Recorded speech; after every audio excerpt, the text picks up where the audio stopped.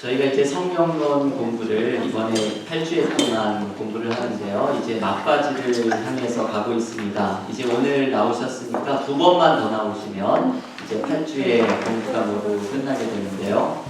그동안 우리가 성령에 대해서 공부하는 것이 성령이 어떤 분이신지, 그리고 성령이 하시는 일이 무엇인지, 이게 좀 보다 원론적이고 근본적이기 때문에 이것을 4주에 걸쳐서 자세하게 이야기를 나누었고요. 지난주에는 성령 세례, 성령 충만 은사에 대해서 함께 배웠습니다. 오늘은 성령 안에서 살아가는 삶에 대해서 이야기를 하려고 하는데요. 오늘과 그리고 다음 주가 이 주제에 대해서 조금 자세하게 다루는 시간이고, 이 성령에 대한 공부에서 빼놓아서는 안 되는 주제이죠. 성경이 우리에게 알려주는 성령에 대한 가르침 중에서 중요한 것은 성령께서 우리들 안에 새로운 삶을 일으키시는 일, 그것이 바로 성령께서 하시는 일이고 성령 안에서 이루어지는 삶의 모습입니다. 김요한 목사님의 지렁이의 기도라는 책에 나오는 이야기를 다시 한번 소개해드리고 싶은데요. 두 장로님의 방언 기도에 대한 이런 이야기가 있죠. 두 분의 장로님이 계셨는데 이 장로님이 성령의 은사를 많이 받아서 방언 기도를 하시는 분들이었습니다. 두 분 중에 한 장로님은 3시간을 방언 기도를 유창하게 기도를 한다고 상당히 자부심이 있었던 분이셨고, 다른 한 장로님은 방언을 받기는 받았는데 예전에는 이 방언으로 열심히 기도를 하다가 요즘은 기도하면 그냥 랄랄라 이렇게 좀 뭔가 좀 이렇게 좀 차원이 낮은 것 같은 방언 기도로 느껴져서, 그래서 요즘은 방언 기도를 거의 안 한다 이런 분이었습니다. 그런데 어느 날 방언을 통역하는 은사를 받은 분이 이 두 분의 장로님의 방언에 대해서 통역을 해주게 되었습니다. 매일 3시간씩 유창하게 방언 기도를 한다는 장로님의 통변은 이러했죠. 야 이놈아, 너는 장로라는 인간이 어쩌면 그렇게 교만하고 이기적이고 긍휼이라는 것은 눈꼽만큼도 없냐. 너보다 가난하고 볼품없는 사람들을 얕잡아 보니 내 마음이 얼마나 불편한지 아니. 이게 이 3시간을 유창하게 방언 기도를 하는 장로님이 이 기도를 하고 있다는 것을 통역을 해주었습니다. 이게 방언으로 기도하는 내용을 이제 모를 때가 있죠. 이게 오랫동안 방언으로 기도를 하면 방언 통역의 은사를 안 받아도 내가 무엇을 기도하는지를 깨닫게 되는데, 이분은 아직 그것을 깨닫지를 못하고 자기가 방언으로 성령이 이런 기도를 시키고 있다는 것을 이 통변의 은사를 받은 분을 통해 듣게 된 것이죠. 교만하고 이기적이고 사랑이 없다. 이것에 대한 성령의 야단입니다. 그런데 방언을 투박하게 한다던 장로님이 더듬거리면서 방언 기도를 시작하는데 의외의 통변이 쏟아졌습니다. 사랑하는 아들아, 네가 참으로 겸손하고 온유하구나. 네가 다른 사람을 불쌍히 여기고 돕는 마음이 가득하니 내가 너를 참으로 기뻐한단다. 이제 이분은 이제 랄랄라 되게 좀 초보적인 방언이라고 생각하는 기도였는데, 성령께서는 이 기도를 이제 방언으로 하는 이 장로님에게 기도가 나오게 된 것이죠. 이 참 반전이 있는 이야기입니다. 유창한 방언 기도를 하는 분은 성령께 야단을 맞고, 투박한 방언을 하는 분은 성령께 칭찬을 받은 이야기이죠. 이 이야기가 전해주려고 하는 메시지는 이것이죠. 성령께서 무엇을 기뻐하십니까? 성령은 유창한 방언과 은사가 많은 것을 기뻐하는 것이 아니라, 물론 그것을 기뻐하시죠. 그런데 성령께서 기뻐하시는 것은 은사는 받았지만 삶이 성령께서 기뻐하시는 삶과 거리가 먼 것이 아니라 사랑과 긍휼의 마음으로 살아가는 삶을 성령께서는 비록 은사가 좀 부족하고 은사 체험이 없더라도 그것을 성령께서는 기뻐하시고 좋아하신다는 것을 보여주는 이야기입니다. 여러분, 이런 이야기를 읽으면 우리가 이런 질문을 던져보게 되죠. 성령 충만이란 무엇인가? 이 질문을 던져보면 우리는 성령 충만은 무언가 기쁨이 넘치고 자유가 있고 성령의 역사와 능력이 나타나는 사람을 성령 충만한 사람이라고 생각을 합니다. 물론 맞습니다.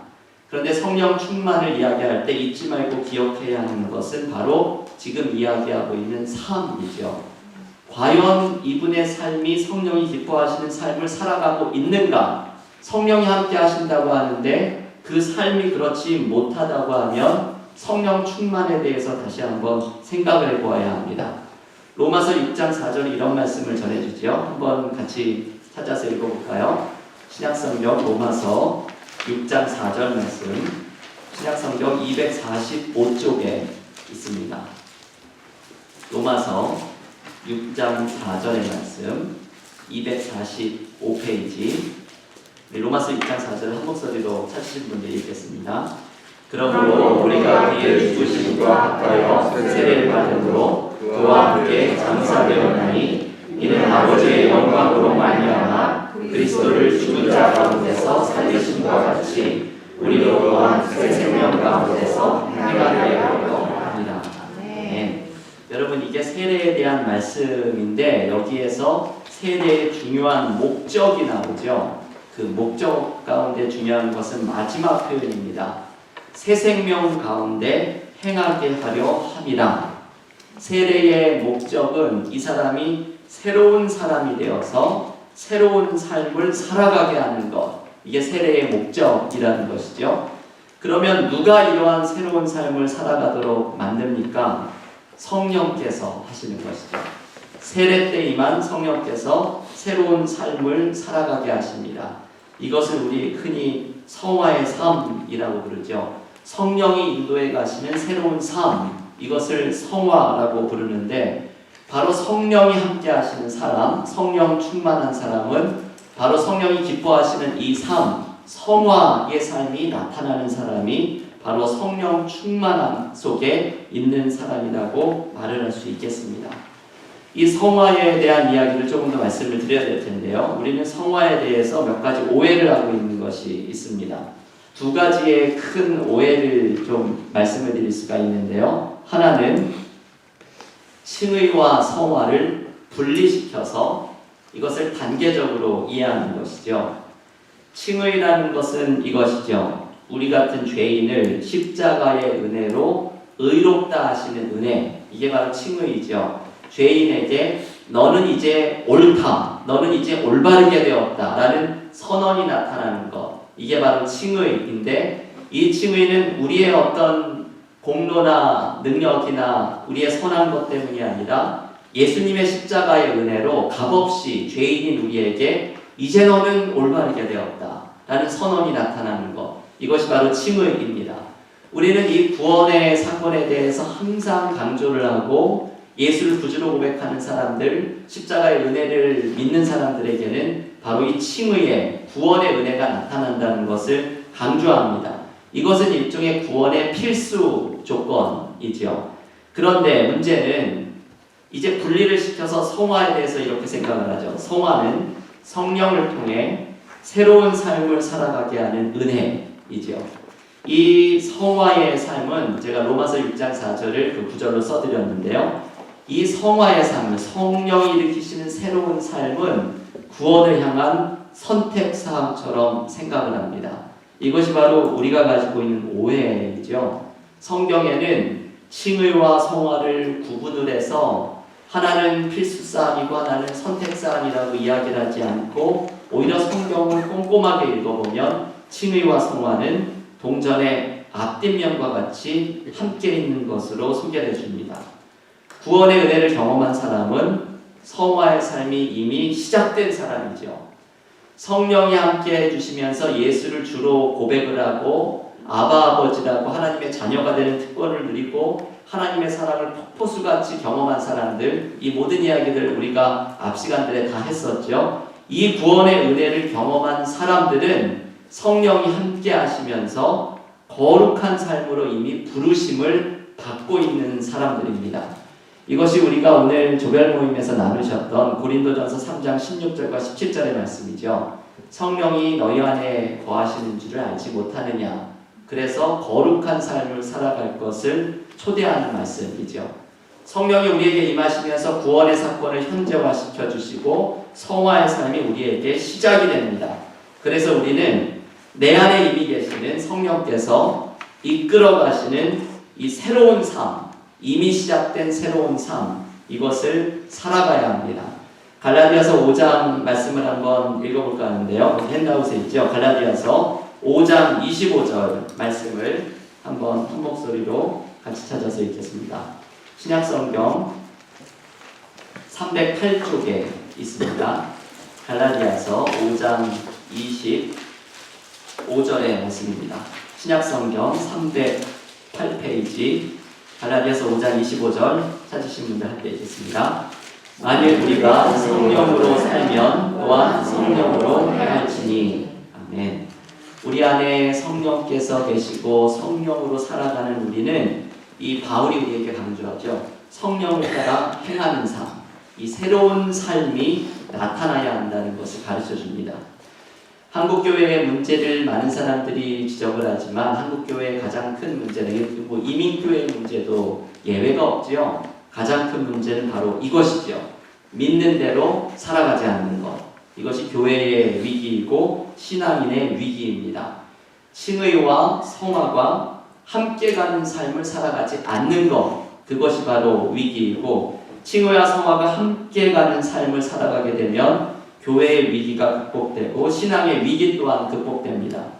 저는 개인적으로 그런 생각을 하거든요. 영성을 공부한 사람으로서 우리가 영성이 자라나지 않는 이유 중에 하나가 믿는 대로 실천하지 않기 때문입니다. 이 실천이 없기 때문에 영적으로 자라나지 못하는 것이고 이것이 바로 신앙의 위기이지요. 이 성화의 삶이 우리에게 실천이 되면 우리의 믿음이 자라나는 은혜를 경험하게 됩니다. 두 번째, 성화에 대한 오해는 이 성화를 우리의 어떤 노력으로 해내야 되는 것으로 생각을 하는 것이 바로 오해이지요. 그래서 성화의 삶이 일종의 도덕적인 우리의 노력처럼 치부가 됩니다. 그러다 보니까 우리가 믿고 십자가의 은혜로 구원을 받는 것에는 아멘을 하지만 이 성령이 기뻐하시는 삶을 살아내야 한다고 하는 것은 뭔가 부담감과 의무감으로 작용을 하면서 나에게 짐처럼 느껴지게 되는 것이죠. 근데 성경을 읽어보면 이 성화의 삶에서 느끼는 우리의 부담감과 짐은 오해라는 것을 알 수 있습니다. 스탠리 하우월스가 이야기하는 성령이라는 책에 이런 인용이 있는데요. 제가 써드렸죠. 성도들은 결코 성도가 되기 위해 애쓰지 않습니다. 그런 삶의 방식은, 성도의 삶의 방식은 그저 성령의 선물로 나타날 뿐입니다. 이 성도의 삶의 방식을 오늘 주제로 바꿔 말하면 성화입니다. 그리스도인들은 성화의 삶을 살려고 애쓰지 않는다는 것이죠. 이것은 성령의 선물로 나타난다고 이야기를 합니다. 우리의 노력이 아니라 성령의 선물로 성령의 인도하심으로 우리에게 나타나는 것이 바로 성화의 삶이라는 것을 가르쳐 줍니다. 그러면 이 성화를 위해 노력하지 않는다는 것은 어떤 의미일까? 이게 좀 되게 애매하죠. 그러면 나 이제 막 살아도 되는 거야? 이런 생각을 오해를 할까봐 성화를 위해서 노력하지 않는다는 것은 이런 두 가지 의미를 가지고 있습니다. 첫째, 성령은 우리에게 하나님이 기뻐하시는 삶을 살도록 마음을 변화시켜 주십니다. 이게 사실 우리가 마음의 변화를 이루는 건 어렵지만 성령이 그것을 일으켜 주시죠. 에스겔 36장 말씀 한번 같이 찾아서 읽어보겠습니다. 구약성경 에스겔 36장 26절 말씀, 에스겔의 요절 말씀 가운데 하나이죠. 에스겔 36장 26절 말씀을 구약성경 1208페이지에 있습니다. 에스겔 36장 26절 함께 읽겠습니다. 또 새 영을 너희 속에 두고 새 마음을 너희에게 주되 너희 육신에서 굳은 마음을 제거하고 부드러운 마음을 줄 것이며.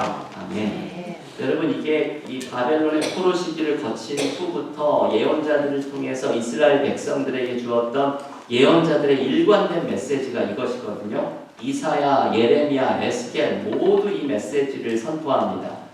그 너희들의 그 강팍한 마음, 굳은 마음, 하나님께 순종하지 않는 그 마음들을 이제 하나님께서 부드러운 마음, 새 마음으로 바꾸어 주실 것이라고 말씀을 합니다. 그런데 이 에스겔의 말씀에 보면 내 영을 너희에게, 새 영을, 나의 영을 너희 속에, 마음 속에 두어서 너희에게 이렇게 새로운 마음으로 변화시켜 주실 것이라고 말씀을 하죠. 바로 이 새 영이 예수를 통해서 우리에게 임하신 성령 하나님이시죠. 성령께서 우리에게 이 새 마음을 주시기 때문에 그리스도인들은 마치 마르커스 보그라고 하는 신약 성서학자가 항상 쓰는 표현인데요. 우리는 모두 심장 이식 수술을 받은 사람이라고 그분은 이야기를 합니다. 하영롱 목사님이라는 분이 이제 심장 이식 수술을 2번이나 받으면서 그런 기도를 했잖아요. 내 심장만 고쳐주시지 말고 내 삶도 고쳐주소서. 그런 기도를 드렸는데 심장이 바뀌면서 삶이 변하게 되는 것이죠. 근데 이 똑같은 기도의 응답이 사실 우리 모두는 이루어진 사람들입니다. 성령이 오시면서 우리의 마음을 바꿔주시고 그리스도의 심장으로 변화되게 하시고, 그래서 나는 내 마음을 바꿀 수가 없지만 성령이 바꿔주시면서 새로운 삶이 시작될 수 있는 존재가 되게 만들어주신 것, 이게 바로 성령의 역사이죠. 성령이 우리에게 마음의 변화, 존재의 변화를 이루어 주시는 것, 이게 바로 우리가 노력하는 것이 아니라 성령이 해주신다고 하는 첫 번째 의미입니다. 두 번째, 성화를 위해서 우리가 노력하지 않는다는 말의 의미는 성령께서 하나님이 기뻐하시는 삶을 살아갈 수 있는 능력을 주신다는 뜻이죠. 이걸 쉽게 이야기하면 하나님의 말씀을 행할 수 있는 능력을 우리에게 주십니다. 우리가 이전에 죄의 종이었을 때에는 하나님의 말씀대로 살아갈 능력이 없었지요. 그래서 바울이 말하는 것처럼 하나님의 말씀대로 살아가는 것을 가르쳐주는 율법은 우리에게 깨닫게 해주시는 것이 너는 이것을 행할 능력이 없는 사람이다. 이것을 고발하는 기능밖에는 율법에는 없었지요. 그러나 십자가의 복음으로 구원을 받고 성령을 받은 사람은 성령께서 마음을 변화시켜 주시면서 하나님의 말씀을 따라 살 수 있는 능력을 성령께서 주십니다. 이게 이 능력을 따라 행하는 것이 성화의 삶이죠.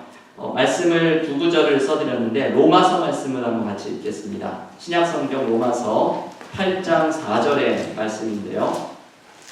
이게 참 대단히 중요한 말씀 가운데 하나 있죠. 신약성경 249쪽에 있습니다.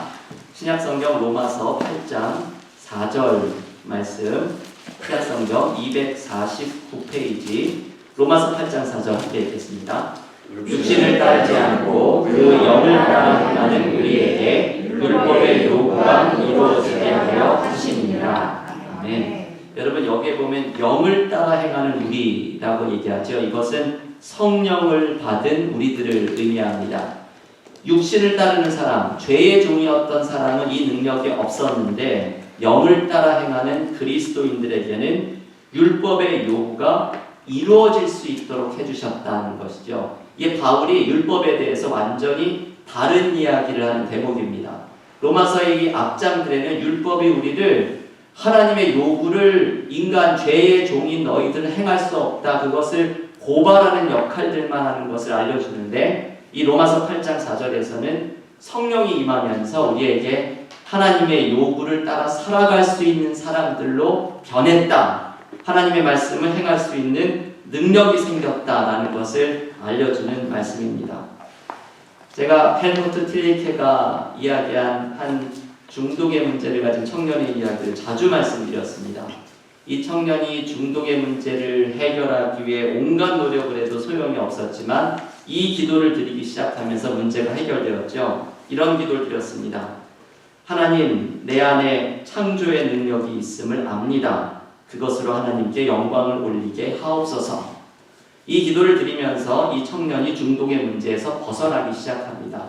여러분, 이 기도에 굉장히 중요한 메시지와 통찰력이 있거든요. 우리 안에 이미 있는 능력, 그것을 의지하는 것으로 방향을 바꾼 것이죠. 자신의 노력을 하려고 하는 것을 내려놓고 내 안에 이미 있는, 이제 이 청년은 하나님께 기도를 드리겠지만 우리가 오늘 성령론 공부로 따지면 성령께서 우리와 함께 하시면서 우리 안에서 주신 마음을 변화시켜 주시고 하나님의 말씀을 따라 살 수 있는 능력을 주신 바로 그 성령의 은혜, 능력을 의지하는 것이죠. 그 성령께서 내 안에 심어놓으신 능력을 의지하면서 따라갈 때 우리에게는 성화의 삶이, 성령이 기뻐하시는 삶을 살아가는 삶이 가능해집니다. 그래서 여러분, 성화의 삶을 살아가는 방법은 이것이죠. 성령의 전인, 성령이 함께 하시는 우리가 성령이 함께 하시면서 나에게 이루어 주신 새로운 마음, 그리고 하나님의 말씀을 살아가게 하는 능력, 이것을 의지하면서 성령의 인도하심에 순종하면서 나아가는 것입니다. 그래서 이 성령의 역사가 내 안에 나타날 수 있도록 나를 열어놓고 순종하면서 나아갈 때, 이거는 우리 편의 어떤 노력에 해당되겠죠. 성령께 순종하며 나아갈 때 우리에게 새 마음을 주시고 능력을 주시는 성령의 역사를 통해서 우리는 성화의 삶을 살아가게 됩니다. 갈라디아서 5장 16절을 읽으면서 이 오늘 말씀드리려고 한 첫 번째 메시지를 마치려고 하는데요. 갈라디아서 5장 16절 신약성경 307쪽에 있습니다. 갈라디아서 5장 16절 신약성경 307페이지 함께 읽겠습니다. 내가 이르노니 너희는 성령을 따라 행하라. 그리하면 육체의 욕심을 이루지 아니하리라. 아멘. 성령이 우리에게 원하시는 것은 육체의 욕심을 따라 살지 않고 성령을 따라 살아가는 성화의 삶을 살아가는 것입니다. 그런데 이것을 어떻게 행할 수 있을까? 바로 이 말씀의 방법도 있죠. 성령을 따라서 살아가는 것이죠. 나에게 주신 새 마음, 하나님의 말씀을 실천할 수 있는 능력, 이 성령의 인도하심을 의지하고 순종하면서 나아갈 때 우리에게는 성령을 따라 살아가는 성화의 삶이 나타나게 될 것입니다. 이 성화의 삶을 살아가면서 하나님께서 기뻐하시는 삶, 우리의 믿음이 자라나는 은혜와 복을 누릴 수 있기를 기원합니다. 두 번째, 성령이 인도하시는 삶. 오늘은 성령 안의 삶, 성화에 대해서 이야기하고, 두 번째 주제가 성령이 인도해 가시는 삶, 일종의 영분별에 대한 이야기를 좀 말씀을 드리려고 합니다. 성령 안의 삶에서 다루는 두 번째 주제는 성령께서 인도해 가시는 삶인데요. 핸드아웃을 뒷면으로 넘겨보십시오. 우리의 삶에는 성령이 인도하시는 것을 분별해야 할 때가 있습니다. 대표적인 게 이런 때들이죠. 내가 시험과 고난을 통과하고 있을 때 성령의 인도하심을 분별해야 하고, 삶의 중요한 선택 가운데 있을 때, 그리고 여러 가지로 신앙적인 분별이 요구되는 시기를 경험할 때 우리는 내 안에 내주하셔서 내가 성령의 전이라고 말씀하시는 성령께서 나를 어떻게 인도해 가시는지를 분별해야 합니다. 때로는 나의 삶이 성령이 인도해 가신다고 생각하면서 따라가는데 때로 사단의 인도가 나타나고 있을 때가 있습니다. 그래서 이것을 분별을 해야 하는 것이 바로 영분별이죠. 이것은 특별한 은사를 가진 분만이 아니라 성령의 사람들이 모두가 해야 되는 일입니다. 제가 이 주제를 가지고 그 첫 시간에 말씀드릴 때 이날 그림을 좀 몇 가지를 보여드리겠다고 했는데요. 제가 다른 그림을 찾기보다도 그냥 조각가 로댕의 작품을 두 가지를 가져왔습니다. 로댕이 하나님의 손과 사단의 손이라고 하는 조각품을 만들었는데요. 조금 인쇄 상태가 안 좋지만 맨 좌측에 있는 두 개가 하나님의 손을 앞면에서 그리고 뒷면에서 찍은 것이고, 그리고 세 번째는 사단의 손, 이것을 찍은 것입니다. 근데 이거를 이제 미술관에서 보게 되면은 제목을 보지 않으면은 너무 똑같아 보여가지고 지나치죠. 웬 손이 하나 이렇게 있고 그 안에 사람 모양이 있는 것처럼 보여지는 똑같아 보이는 모습인데, 제목을 유심히 보면 하나는 하나님의 손, 하나는 사단의 손, 그 로댕의 표현으로는 Devil's Hand라고 마귀의 손 이렇게 표현을 하고 있습니다. 근데 이 두 손이 비슷해 보이는데 차이가 있죠. 중요한 차이가 있죠. 누구도 설명을 해주지 않지만 제가 묵상을 한 차이는 이것이죠. 하나의 손은 사람이 안겨 있고 하나의 손은 사람이 잡혀 있습니다. 이 하나님의 손을 보면요, 이렇게 펴져 있죠. 이렇게 펴져 있는 것을 이렇게 뒤집어 보면 사람이 잘 안 보이시지만 남녀가 이렇게 사랑의 포즈처럼 담겨 있는데, 해설을 보면 아담과 하와를 그린 모습이죠. 아담과 하와를 마치 에덴 동산에서 하나님의 손에 부드럽게 안고 있듯이 감싸지고 있는 것이 바로 하나님의 손이라는 작품이고요. 그 세 번째에 있는 것이 바로 사단의 손인데요. 사단의 손은 이 부드럽게 보여져 있는 손의 모양이 없습니다. 여러분 그 여자 한 명만 안겨 있는데 손의 모양이 이렇게 약간 이렇게 되어 있죠. 이렇게 뭐지 산발이 비슷하게 이게 아주 포제시브 약간 집요하게 집착하듯이 붙들고 있는 거죠. 강압적으로 붙들고 있는 이미지가 등장합니다. 이걸 작품을 크게 되어 있는데 그 작품을 자세하게 보면 그것이 느껴지죠. 하나님의 손은 부드럽게 우리를 감싸 안고 있고 사단의 손은 비슷해 보이는데 이렇게 집요하게 강압적으로 붙들고 있는 그런 형상을 가지고 있습니다. 이게 그 작품을 그냥 보고 지나가면 왜 손의 작품이구나 생각을 하지만 두 작품이 너무나 큰 차이가 있다는 것을 발견하죠. 근데 중요한 것은 이것이죠. 우리의 삶의 경험에서도 성령의 손과 사단의 손이 이끌어가는 것이 너무나 비슷합니다. 그래서 이것을 분별을 해야 하는 삶의 시기들이 있죠. 나의 삶의 시기 중에 어떤 분별의 시기에 이것이 성령이 이끌어가고 계시는 것인가 그것을 분별하며 나아가는 것이 중요합니다. 이 주제에 대해서 아주 중요한 독보적인 가르침을 주고 있는 분이 이냐시오라고 하는 분인데요. 이분의 이제 영분별에 대한 여러 원리들 중에서 제가 오늘 5가지만 소개해 드리려고 해요. 굉장히 많은 통찰력들이 있지만 5가지만 이야기를 하면서 내 삶을 성령이 이렇게 인도해 가시는 것을 이 원리들을 통해서 분별을 하고 발견해 갈 수 있습니다. 첫 번째 소개해 드리고 싶은 것은 이것이죠. 우리 1번의 밑줄 친 거를 같이 한 목소리로 읽어볼까요? 만일 내가 죄와 관련된 삶의 양식에 빠져 있다면 나는 변화와 회개와 관련된 생각을 받아들입니다. 이 말씀은 이런 의미죠. 만약에 나의 삶이 죄의 상태에 빠져 있다면 성령께서는 우리에게 회개와 변화를 일으키도록 만드십니다. 이게 여러분 고린도후서 7장을 읽으시면서 읽으셨던 하나님의 뜻대로 하는 근심이거든요. 이 말씀 한번 다시 읽어보겠습니다. 고린도후서 7장 10절 말씀 신약성경 292쪽에 있습니다. 고린도후서 7장 10절 말씀 신약성경 292페이지 함께 읽겠습니다. 하나님의 뜻대로 하는 근심은 후회할 것이 없는 구원에 이르게 하는 회개를 이루는 것이요 세상 근심은 사망을 이루는 것입니다. 아멘. 여기에 2가지의 근심이 나오죠. 세상 근심은 우리에게 이루을 것이 없는데 근심 중에도 유익한 것이 있다고 말하죠. 하나님의 뜻대로 하는 근심인데 이 근심은 우리에게 회개하게 하면서 하나님께 나아갈 수 있도록 만들죠. 내가 만약에 죄의 상태에 있을 때 성령이 우리의 삶을 이끌어가는 방식이 바로 이것입니다. 우리에게 하나님의 뜻대로 하는 근심을 일으키면서 불안함과 찔림과 날카로움을 우리에게 주시면서 나의 삶의 방향을 점검하며 하나님께 나아가도록 만들지요. 그래서 만약에 나의 삶 속에 무언가 좀 불안함과 어려움이 있을 때 제일 먼저 하셔야 되는 것은 삶의 방향을 점검하는 것입니다. 나의 삶의 방향이 하나님으로부터 도망가고 있고 죄 속에 있으면 지금 나에게서 나타나고 있는 여러 삶의 고난과 찌름과 불안함은 성령께서 일으키시는 하나님의 뜻대로 하는 근심일 수가 있죠. 이것을 이제 영성이 깊은 분들은 하나님의 손의 그림자라고 표현합니다.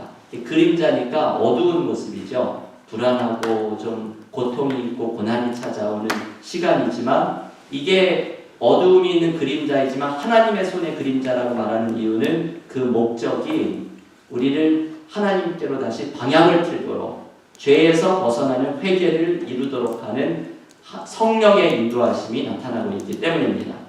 2번째로 성령이 인도하시는 것을 분별할 수 있는 원리는 이것이죠. 우리 2번 밑줄 친구 한 목소리로 읽겠습니다. 내가 영적인 운동 속에 있을 때 내가 느끼는 감정들에 반해서 기도와 자기 발견, 회개로 저항합니다. 이게 성령이 인도하시는 방법입니다. 여기 영적인 고독이라는 말이 좀 낯선 표현인데요. 사단의 손에 잡혀 있을 때 경험하는 것을 영적인 고독이라고 이제 이냐시오는 표현하죠. 이 영적인 고독은 우울함, 슬픔, 무기력, 하나님의 사랑에서 떨어져 나간 것 같은 느낌. 이게 나간 것 같다는 게 중요하죠. 우리는 절대로 죽음조차도 하나님의 사랑에서 끊어놓을 수 없지만 사단의 손에 잡혀 있을 때에는 내가 하나님의 사랑에서 떨어져 나간 것처럼 느껴지게 만듭니다. 이런 경험을 할 때에 그리스도인들, 우리들 신앙인들이 제일 많이 보여주는 모습은 신앙훈련을 게을리하는 것이죠. 나오던 예배도 안 나오게 되고 성경 말씀도 안 읽게 되고 기도도 더 중지하게 되고 어떤 부부싸움이라도 하게 되면 이런 나의 모습 하나님이 기뻐하실까? 오늘 가정예배 건너뛰자 하고 이런 마음으로 수요 찬양 예배 나가서 뭐해 하면서 안 나오고 이게 우리들의 이제 모습이죠. 그런데 성령이 인도하시는 방법은 이것이죠. 이러한 사단의 손에 사로잡힌 것 같은 경험을 할 때 우리가 해야 하는 것은 감정에 휩쓸리기보다 오히려 반대되는 모습으로 열심을 내야 합니다.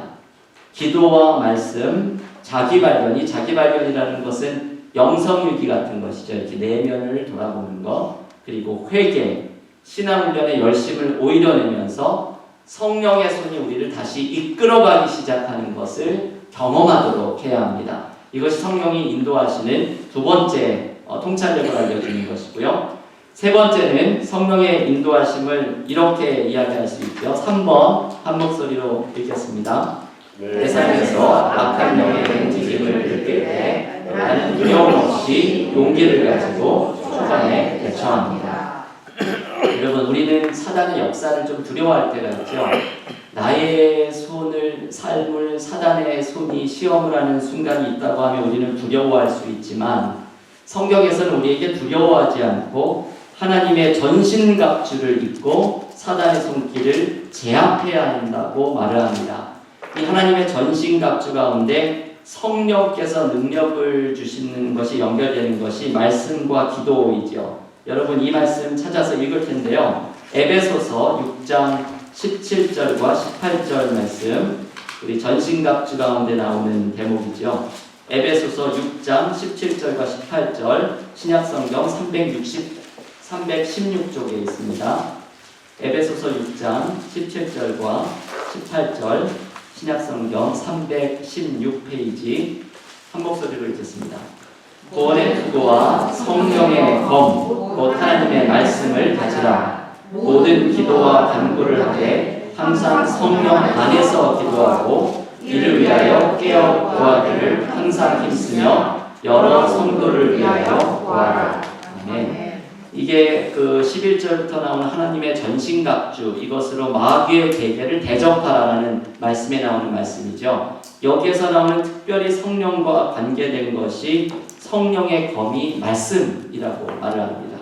우리가 이번 공부에서 자주 이야기했죠. 성령은 말씀과 함께 임하시고 말씀으로 충만해지는 영이라는 것을 말씀을 드렸죠. 성령의 검인 말씀으로 사단의 손에서 이 분별을 하는 무기로 삼아야 하고, 그리고 18절에 이야기하는 것처럼 성령 안에서 기도하는 것. 성령께서 우리의 기도를 살려주시고 깊게 해주시고 무엇을 말해야 할지 모를 때 말할 수 없는 탄식으로 기도해 주시는 이 말씀과 기도가 성령의 능력이 나타나는 방법입니다. 그래서 우리는 내 삶 속에서 사단의 손길이 느껴질 때 우리는 두려워하지 않고 성령을 통해서, 특별히 말씀과 기도를 통해서 이 손길을 초반에 제압하는 것이 중요하죠. 하와가 보여줬던 문제는 사단의 유혹에 머물렀던 것이죠. 보암직도 하고 먹음직도 하면서 선악과의 유혹에 머무르면 이 유혹이 점점 커지는데, 말씀과 기도로 강하게 제압을 할 때 성령의 손이 우리를 다시 이끌어가기 시작을 합니다. 네 번째, 성령이 우리를 인도하시는 방법, 우리 4번 한 목소리로 읽겠습니다. 내 삶에서 악한 영의 움직임을 느낄 때 나는 내 경험을 다른 사람들과의 나눔을 통해 대처합니다. 여러분, 제가 참 제일 좋아하는 그 이냐시오의 영분별의 원리 가운데 하나인데요. 사단은 우리에게 사단의 시험을 비밀스럽게 간직하기를 원합니다. 그래서 이 사단의 시험 속에 계속 머무르고 점점 자라나서 나중에는 회복 불가능의 상태까지 이르기를 사단은 원합니다.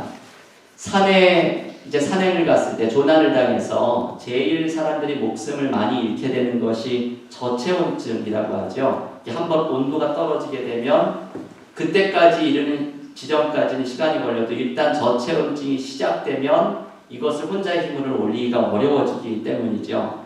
영적인 저체온증이 제일 위험하죠. 사단이 하는 우리 가운데 있는 의심, 회의, 시험을 비밀스럽게 간직해서 그 안에서 머무르기를 원하는데, 그러면서 영적인 저체온증에 걸리고 우리의 영적인 상태가 회복할 수 없는 상태로까지 번지게 됩니다. 이것을 이겨낼 수 있는 방법은 사단은 비밀스럽게 간직하기 원하는 이것을 누군가에게 말할 때 이 사단의 악한 사슬이 끊어집니다. 제가 이걸 너무 참 좋아하는데요. 누군가에게 나눈다는 거 참 단순하잖아요. 이것이 심오한 영적인 훈련입니다. 중보기도 모임에서, 순모임에서 내가 마음을 나눌 수 있는 믿을 만한 멘토와 같은 사람에게, 혹은 목회자나 사역자에게 자신의 영적인 상태를 나누고 믿음의 회의와 의심과 마음속에 있는 시험을 이야기를 나눌 때 영분별이 이루어지고 사단의 손에서 벗어나게 됩니다. 이 영분별은 공동체로 원래 하는 것이죠. 여러분 나중에 고린도전서 14장 29절을 찾아보십시오. 그러면 예언과 분별에 대해서 서로 해주라는 이야기가 나오는데, 이 고린도전서 14장 29절의 말씀은 영분별을 공동체로 해야 하는 것을 알려주는 것이죠. 우리가 사단의 손에서 벗어나서 성령의 손을 따라가기 위해서는 공동체가 필요하고, 그 공동체를 통해서 성령의 인도하심을 따라나가는 은혜를 누려야 됩니다. 마지막 5번째로 이야기를 하고 싶은 성령이 인도하시는 방법은요, 5번 한 목소리를 읽겠습니다. 때로는 영적인 위로 또한 분별해야 합니다. 그것이 어디로 이끌어가고 있는지를 분별하십시오. 여러분, 이 5번은 믿음이 깊은 사람들에게 간혹 나타나게 되는 일입니다. 성령께서 인도하시는 은혜라고 생각을 했던 것, 이게 바로 영적인 위로라는 표현이 말하는 건데요. 이것을 때로는 믿음이 깊은 사람들은 사단이 어떤 어려움, 시험되는 것, 고난의 문제로는 이 사람을 유혹할 수가 없으니까 광명의 천사로 다가오죠. 고린도후서 11장 14절에 나오는 표현이죠.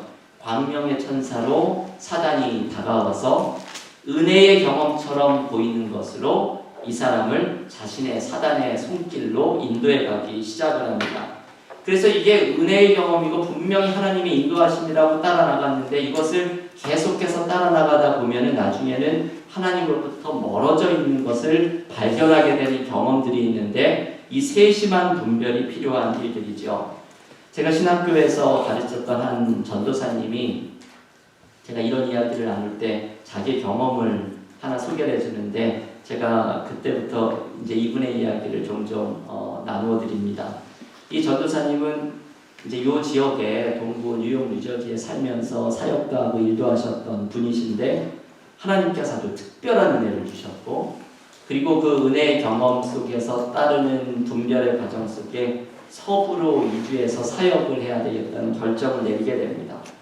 그런데 이 결정을 하고서 이제 서부로 갔는데, 농담이 산에 올라갔더니 이 산이 아닌가요 하는 것처럼 서부에 갔더니 여기가 아닌가 봐, 이거를 이제 깨닫게 된 것이죠. 하나님이 또 분명히 확신을 주셔서 다시 그 삶을 다 정리하고 이제 동부로 다시 돌아오게 되어서 신학교에 공부를 더 하려고 들어오셨다가 이제 저를 이제 만나서 이런 이야기들을 나눠 주신 것을 듣게 되었습니다. 근데 그분이 이런 이야기를 하죠. 엄청난 은혜를 경험했는데 그 은혜 뒤에 따라오는 분별의 과정에서 제가 지금 이야기했던 바로 이 부분, 광명의 천사로 다가왔던 그 손길을 내가 세심하게 분별을 하지 못했다는 것을 고백하면서 이야기를 합니다. 여러분, 때로는 이 사단의 손과 아까 로댕의 작품처럼 얼핏 보기에는 너무 비슷하죠. 근데 이냐시오는 이런 말을 합니다. 사단의 손길은 어느 순간인가는 티가 난다고 아주 오랫동안 세심한 분별을 하게 되면 기도하는 중에 혹은 말씀을 읽는 중에 어느 순간 사단이 인도하는 손길에는 뭔가 날카로움이 느껴지죠. 이제 물의 비유를 많이 드는데 성령의 손길은 물이 스펀지에 떨어지듯이 부드럽게 흡수돼서 모든 것이 평안하고 부드러운데 사단의 손길은 물이 바위에 떨어지는 것처럼 미세하지만 날카로움이 느껴지죠. 우리가 은혜의 경험 속에서 때로 사단의 손길을 분별하는 것은 이것은 믿음이 성숙한 사람들에게 간혹 찾아오는 것인데요. 때로 이 분별의 과정에서 날카로움이 느껴지면 광명의 천사를 가장해서 찾아오는 사단의 손길이 아닌지를 계속해서 기도하고 분별하고 우리 4번의 방법, 신앙의 멘토들에게 이야기하면서 공동체로 분별을 해야 합니다. 여러분이 5가지의 분별의 원리들은 성령께서 인도하시는 삶에 대한 하나의 일부의 내용들이지만요. 이런 내용들을 우리가 묵상을 하면서 기억을 해야 되는 것은 내가 성령께서 인도하시는 삶을 내 안에 성령이 계시고 성령이 나를 이끌어 가신다는 것을 확신하면서 성령이 인도하시는 삶을 끊임없이 분별하면서 나아가는 것입니다.